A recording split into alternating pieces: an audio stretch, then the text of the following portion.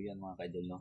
Ito yung sinasabi ko sa inyo kahapon na yung, yung talungan natin may aanihin na tayo, no? So may pangulam na tayo ngayong umaga na ito. So yan, tingnan nyo, may mga bunga na yan. Ayan, no? Ayan, no? So ayan, no? Harvestin natin yan, no? Ayan, may mga bunga na yung talong natin, yun, no? No? So ginamitan na natin ng orasyon, may bunga na. So ayan, no? May mga bunga na yan, no? Tingnan dito, may bunga na rin yan dito. O ayan, no? Talong lalaki yung talong ng bunga.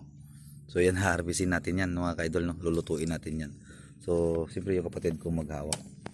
So ayan, no?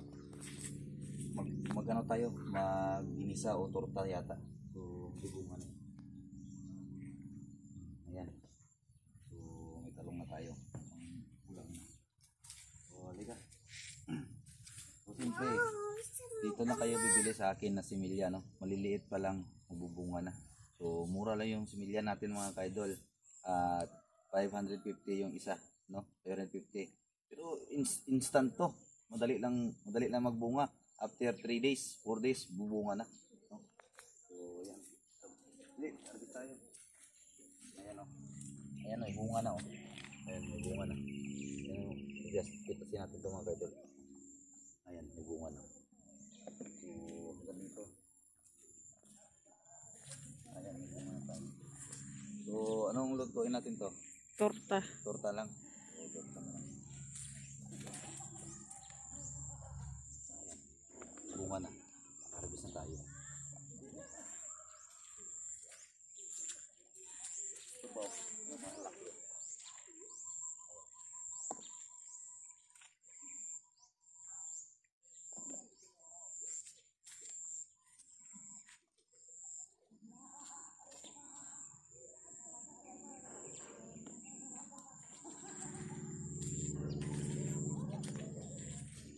Ito po, may bunga, oh.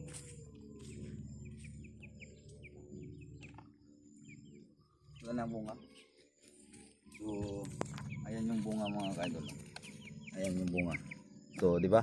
Instant to. So kung sino yung mag-PM lang sa akin kung sino yung magbili ng talong mga kaidol. Ganyan pa lang kalalaki, may mga bunga na. Tingnan nyo, may mga bulak na. Ayan, oh, may mga bulak na yan, oh. May mga bulak na yan. So siyempre, maliliit pa lang yung talong. Tingnan nyo yung talong natin, oh. May mga bulak na din, oh. So, may mga bulak na rin to. So kunin natin tong mga ganito. Laya. So ayan, no? Sobrang maliliit pa lang yung talong natin. Ilang puno lang yan. Ilang puno lang yung talong natin mga kaidol. May anihin na tayo. So hindi basta-basta yung similya ko, no? Galing pa ng tawang ito. Sagradong lugar, no? Yung similya natin, sagradong lugar pa yon. So kung sino yung gustong mag-PM sa atin, ganito pa lang kalalaki, may mga bunga na at saka may harvest na. Kahapon wala pa yan, no? So ngayon, nandito meron pa yang ano, meron na yang harvest, no? So yan, naka-harvest na tayo. So lulutuin na natin to, saka siyempre para may ulam tayo. So tara, sundan niyo ako mga kaidol.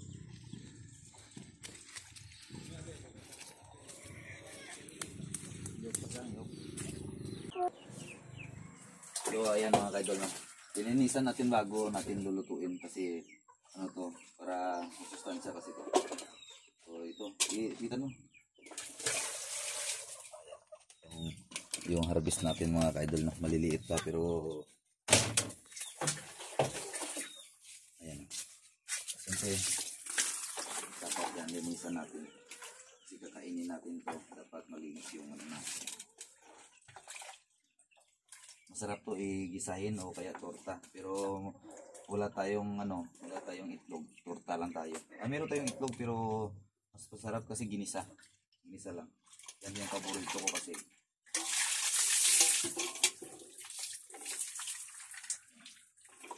Napakinisan lang. So lagyan na natin ng kunting tubig.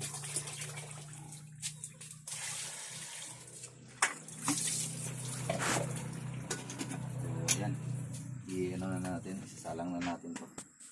Ayan. So pag lumambot na yan mga kaidol, ay ano na natin yan, kumbaga ano na natin yan, bungkagin natin yan, tawag yan, Ihahatiin natin para gigisa na lang, no. So hintayin na natin mga tawag ito, magumok. So yan, abangan nyo lang. Ito na. So gigisa na tayo ng kasi pinakuluan muna natin yung tawag niyan, yung talong. So ano muna tayo, isa muna tayo. So siyempre gagamitan ni Chef John yung masarap na luto. Isa. Siyempre kasama natin si Mikay. Mikay ay kakain na. So yan, ano muna tayo.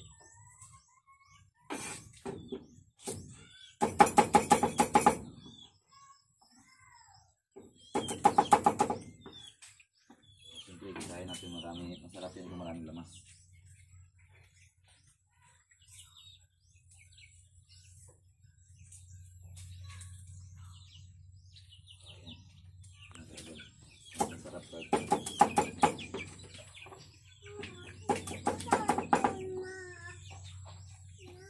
Charge. Hintayin muna natin yung hintayin muna. Malambot na yun, no? So kukunin na natin yun. So ayan, malambot na. So ready to cook tayo mga kaidol, no? Para sa ating tawag yan, sa ating pamahaw. Kung sa Tagalog pa ay almusal.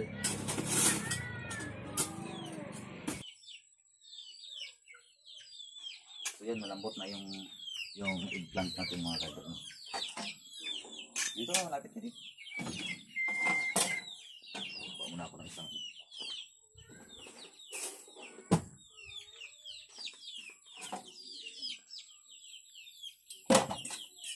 Tingnan natin kung may sira ba o wala. Kasi kung may ulod, ano yan. Pero masarap din yung ulod mga kaidol kasi masarap, mapaganda yan sa busis, yung ulod. Masarap yung uod.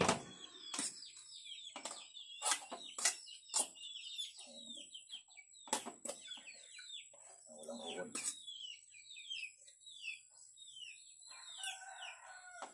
Yung kusara natin, gold to.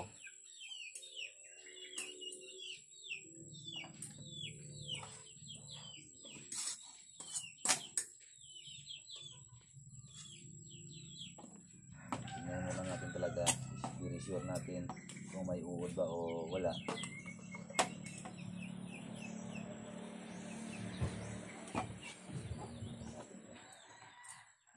Buksan. Wala.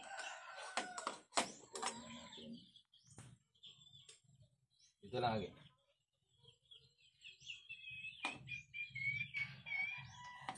Ay, mantika. Lupi ka sa gitong.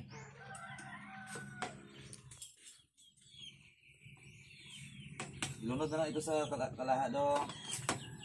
So yan, kasi wala tayong mantika. May pangupos lang tayo mga kaidol para magluto natin. Dumukis na dia.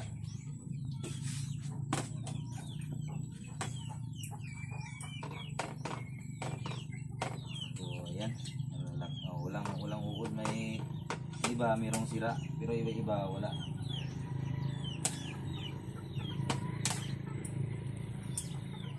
Dapat malinis yung natin, pagluluto natin para hindi naman masira yung tiyan natin. Dapat malinis tayo.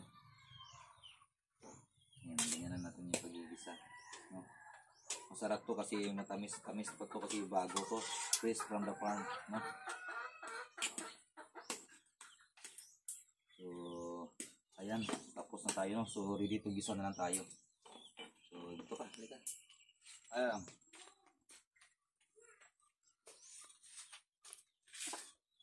Ayan, no? So ready to cook. Ready to cook tayo. So ready na lang. Luluto na lang yung kulang. So yan mga kaidol, malapit na natin itong maluto. So dito ko eat na lang tayo, no? So gigisahin muna natin. So siyempre ready na lahat. Iinitin muna natin yung kala.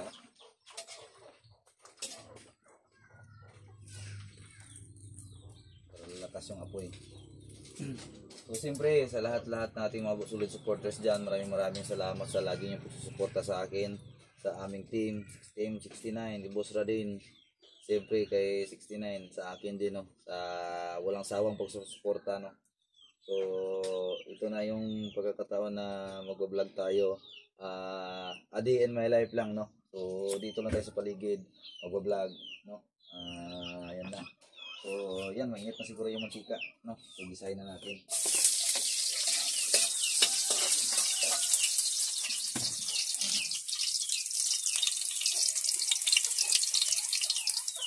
Ayan, parang mabango na. Ano pa lang yan ha, lamas pa lang yan, bango na, parang ginugutom ka na. Ayan lang, gisa-gisa lang muna. Pagigisa, ilagay natin yung harvest natin sa fresh na farm natin. So, ganyan lang. So, ilundiin na natin para ano talaga maayos. So, siyempre, kailangan natin lagyan ng abono to para masarap.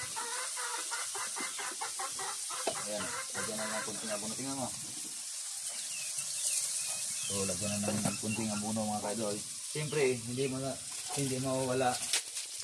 mawala yung magic sarap para sa sarap sa luto. No? So, kunti lang. Wala na yung masyadong bitsin kasi nakakasira yan sa ating bones. No? So, lagyan na ng konti. Pati sarap lang. At siyempre, lagyan natin ng itlog.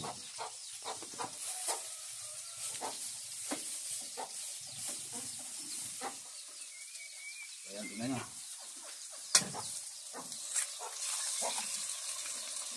Ayan lang muna. So, lagyan natin dalawang itlog. Para masarap. Tingnan nyo mga kaidol.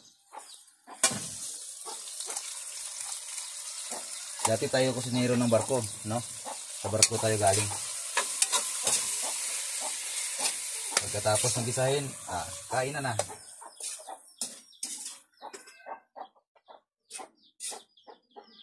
So yan, abangan nyo. Kakain kami. 3 minutes tapos na to.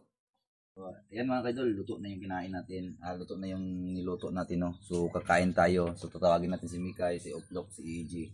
At saka si Marco, no? So kakain na kami para salu-saluhan namin itong kunting biyaya na binigay ng Diyos ngayong umaga na ito. So yan, maraming salamat sa inyong lahat. So nagpapasalamat tayo sa anong grasya na binigay sa atin, no? Ang importante, pray tayo bago kumain. Nandun yung gabay natin sa pang-araw-araw natin, no? So yan mga kaidol, kami kakain na.